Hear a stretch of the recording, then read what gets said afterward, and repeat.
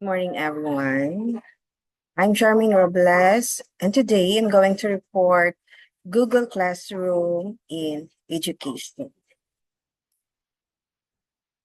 So let's define what is Google Classroom. So what is Google Classroom? The Google Classroom is available to schools with a Google Apps for Education domain. So pwede man natin siya ma-open through our mobile app on our Android or pwede man sa mga iOS devices or pwede man sa atin na desktop website. So Classroom is a way to get all of your students in one place and allows you to easily assign work and for students to turn it in. So it is home base for Google Drive. So Google Classroom helps teacher create and collect assignments paperlessly.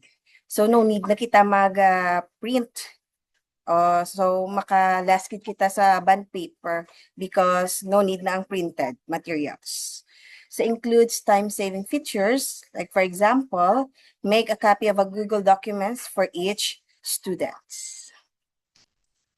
So it also creates Drive folders for each assignments and student. So sa Google Drive, pwede kita kaubras ang aton dira nga mga folders para sa aton nga mga assignments and also para sa aton mga students. So students can keep track of what's due on the assignments page and begin working with just a click. So tama na lang gid kahapos subong.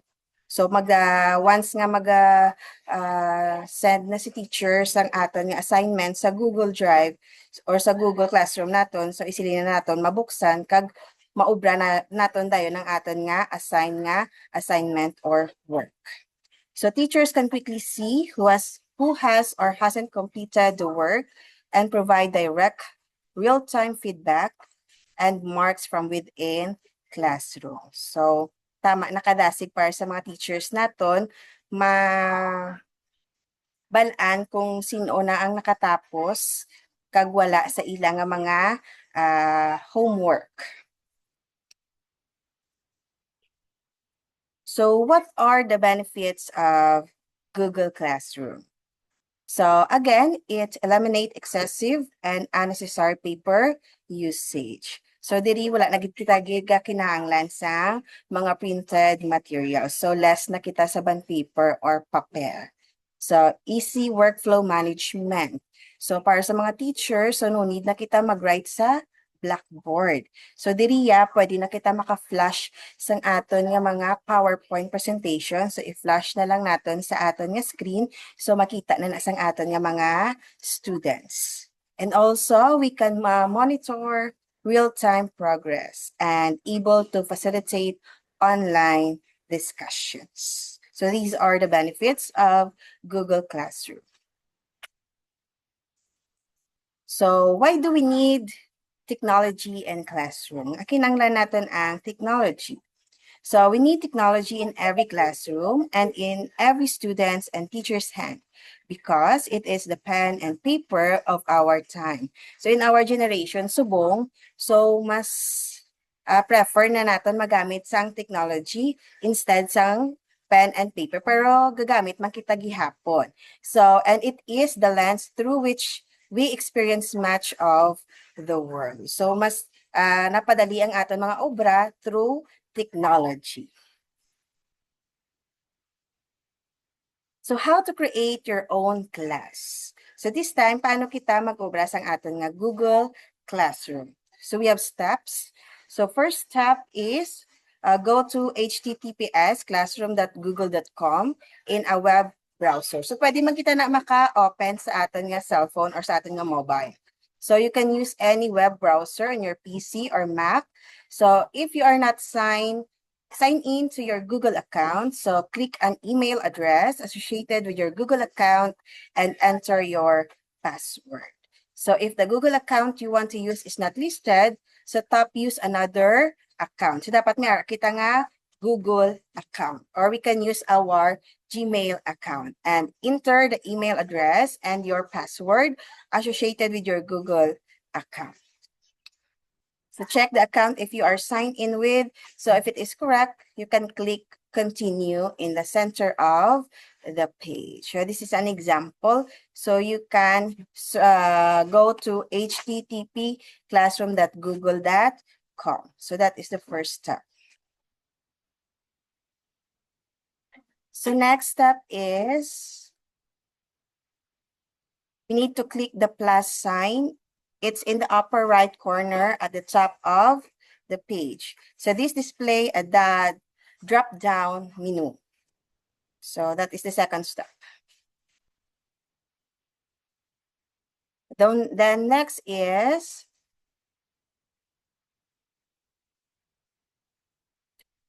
click create class. So it's the second option in the drop down menu. Next is click the create class. So next, step 4, we need to click the checkbox and click continue.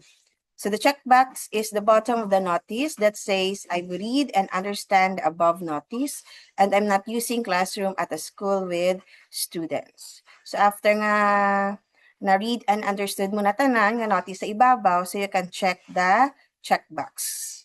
So in order to use Google Classroom with students, your school must sign up for the G Suite accounts. So then click continue. Then we have step 5.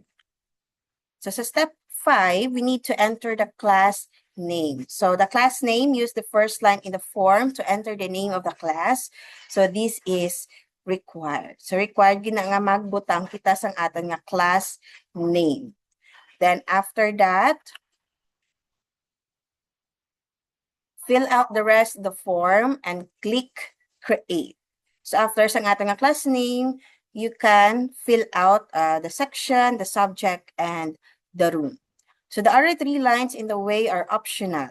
So if you want, you can fill out the form to provide information for your section, for the subject, and room. So click create in the lower right corner of the window in the center of the page when you are ready to continue. So it may take a few minutes to create your new class. So that is how to create our Google Classroom. Then step 7, click got it. So you may see a notice informing you of new additions to Google Classroom. So click got it to continue to your class. Then click the stream tab at the top to view the main classroom chat. So you can click the classwork tab at the top of the access, the page where you can create assignments, or click the people tab at the top to view the page where you can add students to your class. And click the grades tab at the top to view the page where you can grade classwork that has been turned in.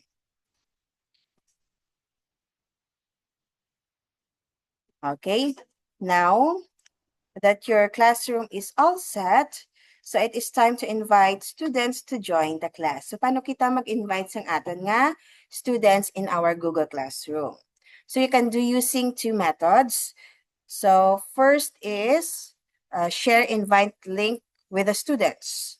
So how to share the links with the students? So first is you need to open the Google Classroom on any web browser and go to the relevant class.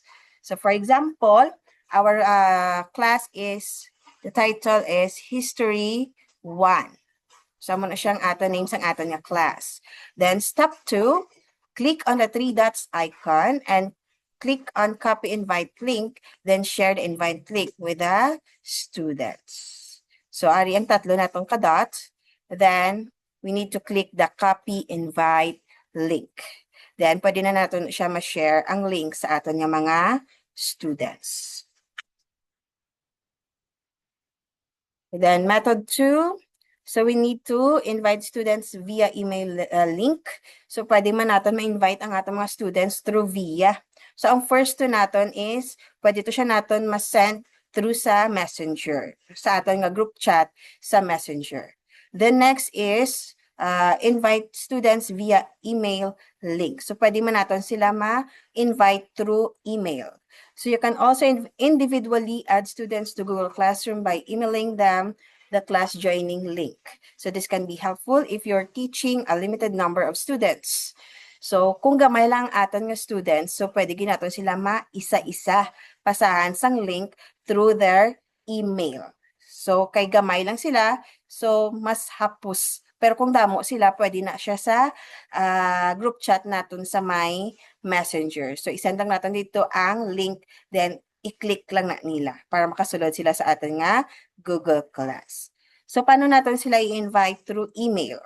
So open the Google Classroom on any web browser and go to the relevant class. So again, ang ating class is History 1. So amo nang ating names ang ating nga class. Then click on people, go to the students section, click on the add students icon. So ari na sa students kita. So click kita diri kay kita ma-add sang aton nga students. So add additional teachers to the classroom by clicking on the invite icon in the teacher section. So kung gusto mo yung mag-add sang teacher, so you can click the teacher icon para mag-invite sila. Then we have step 3. So in the search bar, type the emails or name of the relevant students. So ari aton search bar. So i-search naton dira or i-type naton ang name or emails ng aton mga kabataan. So select them and click on invite. So after nga makita mo na da ila Gmail or name nila, you can click invite. So this will send the joining link to the added students via email. So students can click on the link to join the class. So apart from this, students can also use the unique class code to join the classroom. Then, okay, so that is how to invite our students in our Google Classroom. Next, if you want to edit a Google Classroom, you have also option of editing the classroom details even after it has been created. So this can come in handy if you want to add or change certain details pertaining to the class. So step 1, again, we need to open the Google Classroom on any web browser. Then click on the relevant class again. So the name of the class is History 1.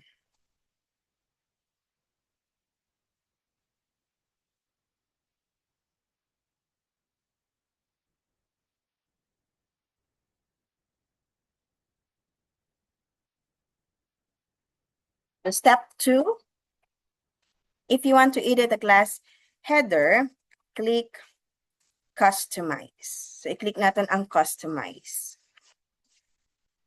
Then step 3, select the relevant option and customize the class. So may mga option kita diri. Select a stream header image. So you can select a photo or you can upload a photo. Then kung gusto mo i-change ang theme color, so you can change the color. So for example, blue. So after that, kung tapos na, click Save. So step 4, to change Google Classroom information, click on Stream Settings. Na. Kung gusto mo niya i-change ang Google Classroom information, makadto kita sa Stream Settings. So this is our Stream Settings. So we have here Stream drop down and select the relevant options. So we have here options. So students can post and comment. Students can only comment or only teacher can post or comment. So ikaw nira ma-choose kung ano dira ang option nga pilion mo. Then after that, so click on the classwork on the strip drop down and select the notification setting. So we have here also options. So ikaw dira mapili kung anong imo gusto. Then to turn on the toggle for show deleted items, So, turn on lang ni naton ang aton nga toggle. So, this will allow teachers to view any deleted items in the stream. So, you can also scroll up to edit other details like the classroom information and invite link details. So, once nga tapos na, so it is time for us to click the save button. Okay, so that's all. So that is how to make Google Classroom. So therefore, Google Classroom plays an important role in modern education by making teaching and learning more organized, accessible, and efficient. So it allows teachers to distribute assignments, give feedback, and communicate with students in one convenient platform. So students can easily submit their work, check the deadlines, and access learning materials anytime and anywhere. So Google Classroom supports both face-to-face and online learning. So, and it promotes collaboration, improves communication, and helps develop students' digital skills. Overall, it is a useful and effective tool that enhances the teaching and learning process in today's technology-driven world. Okay, so that's all. Thank you.